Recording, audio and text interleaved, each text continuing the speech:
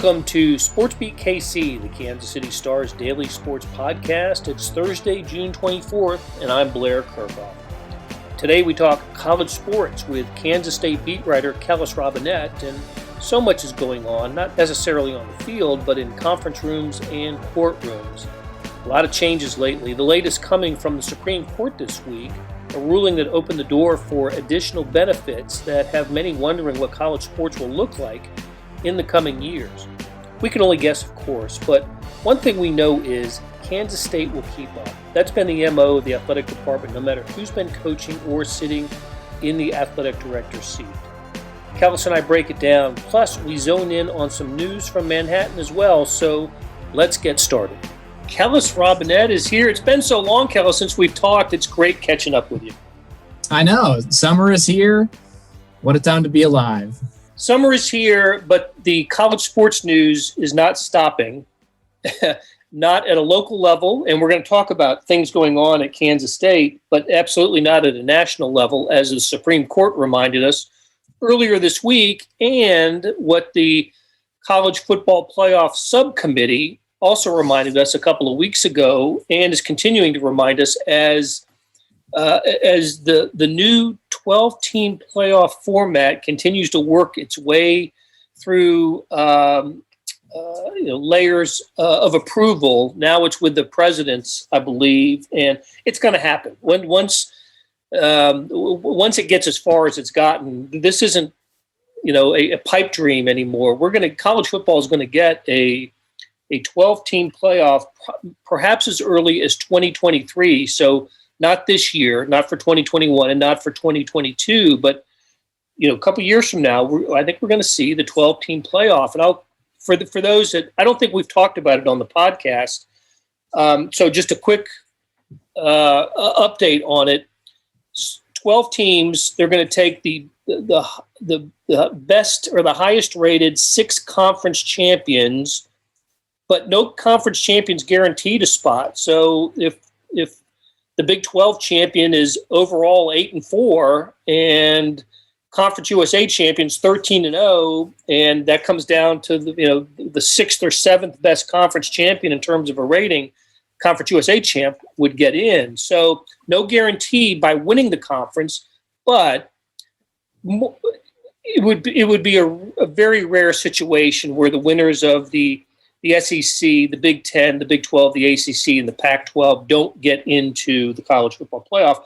So you get those 6, and then 6 other at-large spots, and seeded 1 through 12, with the top 4 schools receiving a first-round bye, while the other 8, 5 through 12, play at campus sites. Those winners advance to meet the top 4, which will be played at bowl sites, neutral bowl sites. Then we'll have national semifinals and a championship game. So I guess, first of all, Kellis, when you heard about this, what was your reaction to it? Well, I think it was twofold. One was I was surprised the momentum built that quickly toward a 12-team model. We've been stuck at 4, for a few years now, and it was such a grind to even get it to 4. I kind of assumed if expansion came, it would go to 6, maybe 8. I never really thought of 12 as a possibility, so it was surprising to me that it jumped out that quickly as, hey, this is what we're going to do. Not only are we going to expand, we're going to triple the field.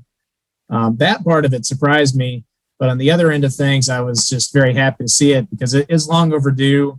As much as the current bowl, playoff system is better than the old BCS and bowl systems, it had gotten pretty stagnant. I mean, every year, you're going to get pretty much the same 4 teams. And if it's not one of those, and if it's not those 4, you can replace Oklahoma with Michigan State. You can replace Ohio State with Georgia. There's really no diversity. It's not like the NCAA basketball tournament where you have Cinderellas coming out of nowhere and giving you some fun storylines. By expanding now, I think it opens up the field for a lot more teams, especially teams like Kansas State, Iowa State, teams that aren't traditional powers, that when they can put together some good seasons, which Kansas State has done in the past. I mean, if you don't have to go back all the way to Bill Snyder's first stint as coach. If you even look within the last 10 years, 2011, 2012, when they won the Big 12, even a few years later when they had Jake Waters and went to the Alamo Bowl, they'd have been on the extreme edge of that. They'd have been like the 10, 11, or 12 seed, but they'd have been in it. And I think that's a whole lot more compelling because I know people around here who look back at that Jake Waters team, which one of the better K-State teams I ever covered. They still had Tyler Lockett, Curry Sexton, a lot of fun to watch, threw the ball over the field. A lot of people look at that and say, they only won 9 games, only went to an Alamo Bowl, kind of a letdown. Well, under a new system, they're a playoff team, and you're not saying that anymore. So I think that's really cool. I think it creates a lot more reasons to be interested in a season for a lot longer than we currently have. You're absolutely right. I think if this was in place a year ago, Iowa State would have been in the 12-team playoff as the Big 12 runner-up. Of course, they lost to Oklahoma in the Big 12 title game. And by my calculations, if you go back to the 1998 season, and I went back to that season because that was the first year of the BCS. So 97 was the final year that polls decided and determined the national champion. And, of course, there was a split champion that year with Nebraska and Michigan. But 1998 and first year of the BCS, and, of course, Kansas State fans don't need to be reminded what happened to the Wildcats in 1998. But if there had been a 12-team playoff since then, that 98 Kansas State team would have been in the playoffs and would have had a first-round bye because even with their loss to Texas A&M in the Big 12 title game, they would not have fallen out of the top 4. They were so good and built up such a resume that year that they would not have been outside the top 4. And 7 other times, Kansas State would have been in the playoffs. You mentioned a few of those teams, but look, those seasons were great. The years where K-State won 10, 11 games during the regular season, those were fun, terrific teams. People loved the bowl games. I remember one year they whooped up on Tennessee in the Cotton Bowl, and they just, they had some terrific teams. But how much more fun could it or would it have been if the Wildcats were playing for the chance at a national championship? Some of those years, I think I counted 3 of those years, they would have had a first-round bye. In fact, the year, and you mentioned this, the year 2012, the last year that they won the Big 12 championship, they would have been the number 2 seed in the field because Notre Dame was overall number 1. Notre Dame, we know in this new playoff bracket, can't be a top 4 seed. And so they move ahead of Notre Dame automatically. And there was some other, I think the Pac-12 champion that year Kansas State would have moved ahead of them because for whatever the reason, I calculated the K-State, I think, would have been the number 2 seed in 2012. So anyway, yes. I think I counted Missouri would have had a handful of appearances. Kansas, even the Kansas Jayhawks would have gone to the playoffs one year in 2007. So I'll tell you the year that would have been really great to have. I mentioned the Jake Waters team. How about the L. Roberson, Darren Sproles team in 2003? That team had, I think, was it 4 losses? Ended up with 4 losses, but they ended the season, red hot, beat Oklahoma and Kansas City, won the Big 12. I think I read in John Weefald's book that he wrote that one of Bill Snyder's all-time regrets was that he didn't get that team cooking earlier because once they got rolling, he really thought that was the team that was good enough to go on and really challenge for a national title. That team had to go on and play Ohio State in a Fiesta Bowl, cool deal, but ultimately meaningless exhibition game. What if there was a playoff set up then, and then you got this red hot Kansas State team that just torched Oklahoma and Kansas City, and you're putting them out there and see if they can keep going. I think that's what's cool about this whole thing, this whole new system, because teams like that will get a chance to actually play for something after the regular season ends. Absolutely. You're right about that 03 team. By the end of the year, they just destroyed top-ranked Oklahoma in the Big 12 title game at Arrowhead that year. And I also, for whatever reason, I remember that team losing to Marshall back in September. They really took them a while to get their footing, but once they did, they're basically unstoppable. It was a great Kansas State team. So I want to share a sentiment that you had earlier, and I think you're absolutely right that to go from 4 to 12, that's wow. I mean, I thought maybe 6, maybe 8, and to talk about doing it before the current TV contract expires. which is in I think the 25-26 season. So, when the BCS became the college football playoff, the word at the time was they could not alter the contract. It had to be the 2-team championship game through the length of the contract. But now the college football playoff folks are saying, nope, we can bust it up early. We can create the 12-team bracket before then. And what I think has happened here is colleges took a financial bath. Athletic departments just got crushed financially last year because of the pandemic. And college sports can't expand the way pro sports can. There's talk about expansion in the NBA, the NHL. And college sports, you're not going to add teams, but you can add playoff spots, right? And you can attract television audience for an expanded playoff. And I think that's what we're facing here, what we're looking at for college sports as a way to regenerate revenue for college sports. That's a great point. My only beef with the new system is that they seem so hell-bent on including the bowls in them. Why can't we have the first 2 rounds of playoffs on campus sites? That would really create, if they do end up having bowls in the round of 8, that could create some real travel headaches for teams who have to go to the round of 8 and the semis and the championship if that were to happen. I personally would prefer the first 2 rounds just to be on site. That would be really cool. I agree with that. That hasn't been talked about or discussed much, but the teams that are seeded 5 through 8 are going to play at home against the teams seeded 9 through 12. And then those winners turn around and play the top 4 seeds on a neutral site. So the top 4 seeds never get to play a playoff game in their home stadium, whereas seeds 5 through 8 do get that additional ticket revenue, or however that money is going to be distributed. There's another basically home game for the teams that are seeded 5 through 8. I don't know how that's going to be handled, but yeah, if you're the top seed, if you're Alabama or Clemson or Ohio State, don't you want to play your first game in front of your home fans? Isn't that the advantage? In addition to having the bye, don't you want to have a game in front of 100,000 of your home fans? So we'll see. It's still in the discussion. No contracts have been signed, but it's going to happen. So there was more big news in college sports this week with the Supreme Court.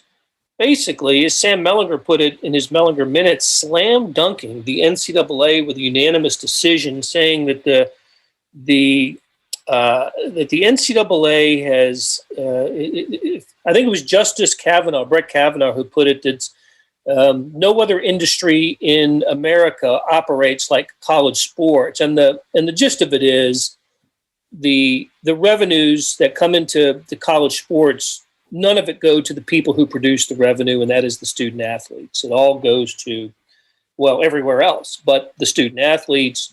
And so the Supreme Court ruled this week that players can be compensated for educational related finances, right? And I don't know exactly what that means. I guess internships or study abroad or other things that are educationally related that athletes will now have the opportunity to get paid for with their from the universities. This is in addition to name, image, and likeness, which is about to start in a handful of states on July 1st. So more revenue. This is a separate issue, name, image, and likeness, and more revenue that's coming into the pockets of student athletes, especially the football players and men's basketball players. So I guess to make it a Kansas State issue, Kellis, one thing that I've noticed over the years is that Kansas State is not at the top of athletic budgets in the Big 12 or in FBS, right? It's not where Texas and Oklahoma are, and it's not at the bottom, but it's not at the top either. But whenever there has been NCAA legislated opportunities, or the Kansas State has a chance to improve the life of the student athlete, they've always done it. No matter who the athletic director is or the coach, I've always admired Kansas State for, we don't care what it takes. We're going to do what it takes to make it work for our student athletes. And I guess when you're a middle of the road athletic budget program, that's the attitude you have to take. Yeah, but you're right. Kansas State has always been right there to compete as well as they can. I remember, I don't know how long it's been now, but at one point it was a big deal when the NCAA decided that schools could start feeding their athletes around the clock. Previously they couldn't do that on weekends. You couldn't feed them, couldn't give them snacks. I don't know why that was ever a thing that the NCAA felt like they needed to legislate how much food you could give athletes. But when they switched that up, man, they hit that hard. They built a brand new, basically, cafeteria right in the football stadium for all athletes to come in and get their food whenever they want. And not only that, they put in, eating stations in their basketball facility, their football facility, soccer facility, you name it. Baseball, they've got a new thing over there that keeps them on par with everybody else.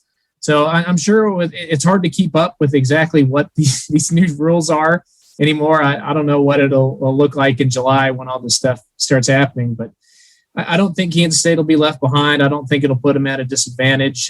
If anything, it'll just give Gene Taylor a new challenge to think up a few ways to provide the athletes with everything that they are allowed to. Because I know that as much as college administrators like spending money on things like new facilities or whatever, the thing they really like to do most is improving the life of their student athletes, and that's what they'll do here, I'm sure. Absolutely. Okay, Kellis, let's take a break. And when we come back, there are some EMAW specific topics we need to cover. We'll be back in just a second. Hey, it's Blair. We have a special subscription offer for SportsBeat KC listeners, unlimited digital access to the Kansas City Star's award-winning sports coverage. Sign up now for 1 year of Sports Pass for access to all the sports news, features, and columns presented on the kansascity.com site, and it's only $30. That's a 40% savings off our regular rate. Your subscription will automatically renew after the initial term at $50 unless you tell us to cancel.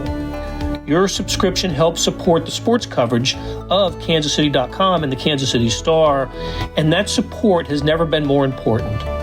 Please visit kansascity.com/SportsBeatKC offer to get this special offer. And as always, thanks for listening. Okay, we're back with Kellis Robinett, who covers Kansas State for McClatchy and the Kansas City Star, the Wichita Eagle. The recruiting and talent acquisition in college sports never takes a break. And Not anymore. Not anymore. It is a year-round process, and it's especially complicated now by the COVID year of an extra year of eligibility and free transfers. Kansas State's had an interesting bit of news recently with one particular football player, a transfer from Prairie View A&M. I want you to take us down the road of Reggie Stubblefield and why this has become an interesting story.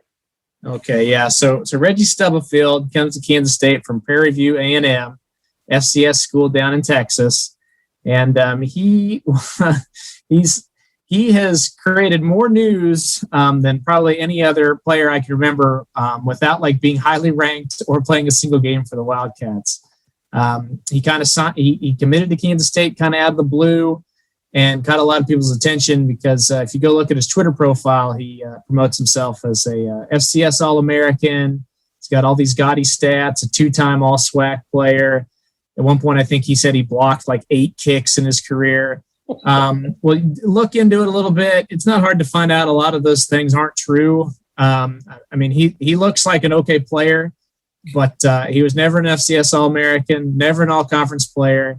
He blocked maybe 2 or 3 kicks. He's definitely not this robot who comes out and just swats all these kicks like he proclaimed himself to be. So from right there, a lot of Kansas State fans were just kind of puzzled as to why, did the coaching staff get catfished with this guy? Did they think they were bringing in this stud when They really weren't. I don't think that was the case. I certainly hope that they looked past all that and watched his video, talked to the coaches, and figured out, whether we want this guy or not. They decide even after there's some backlash there, we like him enough. We need an extra body in our secondary. He plays defensive back and actually is pretty versatile. He can play safety. He can play nickel. He can play corner. So that's why they want him. They need somebody who they can just plug and play next year for depth. They go ahead, they sign him.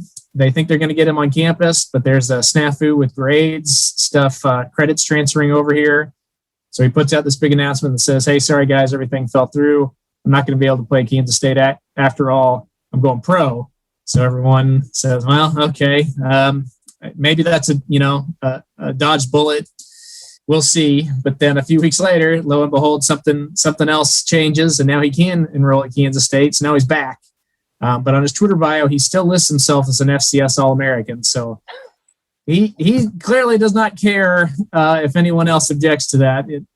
And maybe somebody gave him that honor, a media member somewhere along the line, and I just haven't found it. But yeah. So it'll be very interesting to talk to him for the first time when he gets here. He is here whenever he's made available to talk. If he is, I'll be interested to talk to him and hear his story.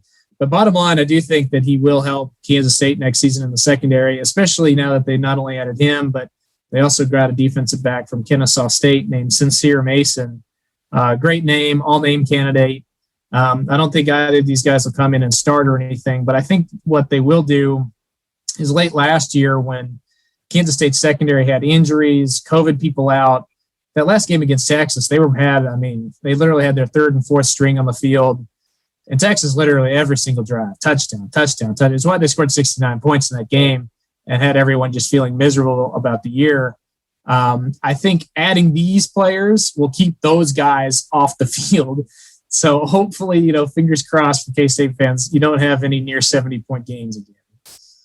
Well, the other thing that I found interesting and a little bit amusing about Stubblefield was when he learned that he could come to Kansas State, he issued something on social media about, despite what all the haters say or something like that.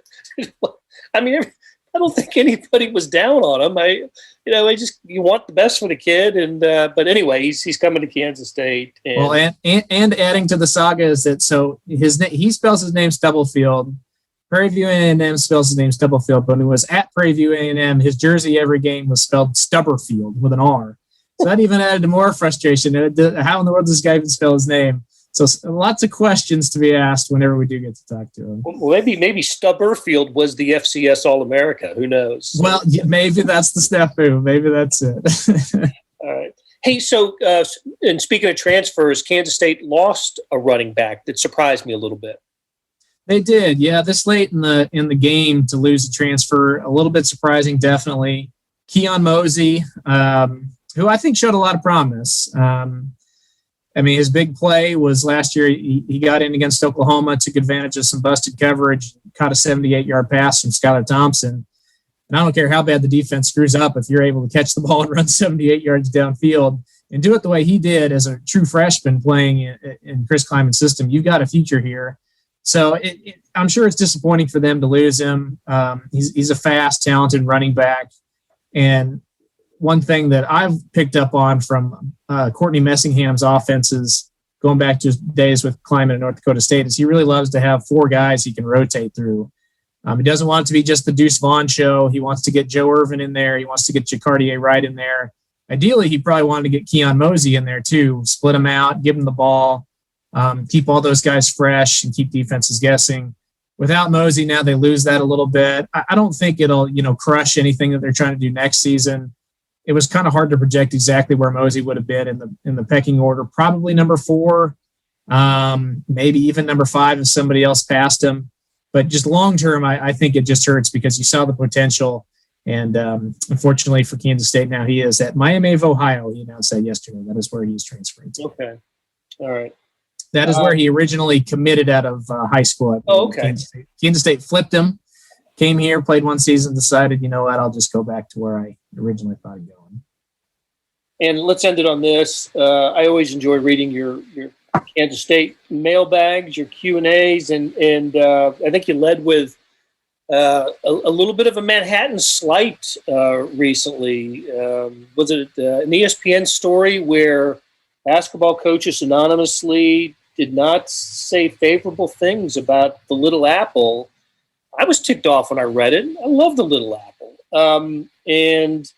I guess the point was, maybe it's a sort of a backhanded compliment. It can be difficult to recruit to Kansas State because of its location and the size of the community.